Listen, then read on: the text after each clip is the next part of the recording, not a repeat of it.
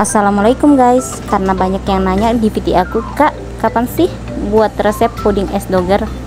Oke, sini ikuti terus video aku ya, stay tune. Yang pertama kita akan buat polanya dulu. Siapkan air sekitar 300 ml. Kemudian masukkan 3 sendok makan gula pasir, lalu diaduk-aduk, dan setelah itu masukkan juga. Kemudian masukkan 2 sendok tepung maizena. Setelah itu masukkan 2 kuning telur, putihnya dipisahkan dari kuningnya ya. Untuk putihnya itu kita akan mixer. Kemudian masukkan santan atau bisa diganti dengan susu putih ultra milk atau yang full cream. Dan yang paling terpenting adalah perisa es doger, karena di sini judulnya adalah puding es doger ya guys. Jadi jangan lupa dengan perisa es dogernya. Masukkan 2 sendok makan perisa es doger. Kemudian jangan lupa diaduk-aduk hingga tercampur merata. Jika kalian ingin perisanya lebih terasa, bisa menggunakan 3 sendok. Setelah itu naikkan flak ke atas kompor dan pastikan dia diaduk terus, karena jika tidak diaduk nanti di bawahnya itu ada kayak kerak-kerak. Setelah itu angkat flak, kemudian masukkan ke dalam tempat pires.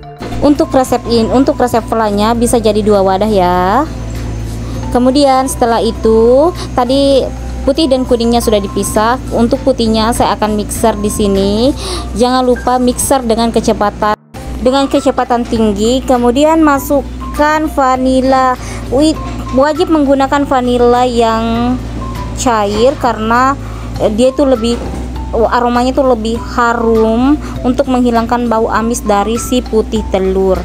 Setelah itu kita mixer dia. Sambil kita mixer, kita akan pindah ke adonan selanjutnya.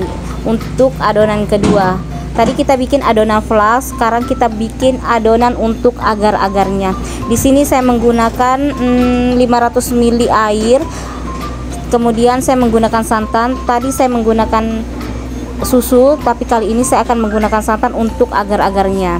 Saya menggunakan 1 buah santan kara karena saya tidak sempat untuk beli santan di pasar, jadi saya menggunakan santan kara saja yang lebih simple. Kemudian diaduk-aduk, lalu masukkan gula pasir.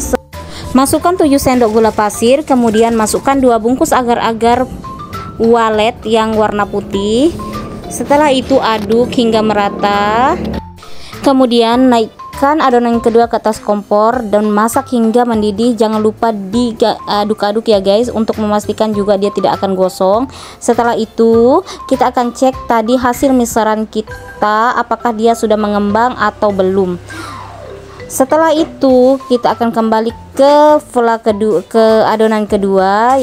Setelah mendidih kita akan masukkan putih telur tadi yang sudah kita mixer. Kemudian setelah masuk putih telurnya, jangan lupa diaduk-aduk hingga mendidih adonannya. Kemudian diangkat, ambil adonan flak yang tadi di dalam pires, kemudian masukkan perlahan hingga penuh. Ambil flak kedua yang tadi sudah masuk di tempat pires, kemudian masukkan perlahan lagi. Jangan lupa dicoba di rumah ya resep yang aku share ini. Bye bye, sampai ketemu di video selanjutnya.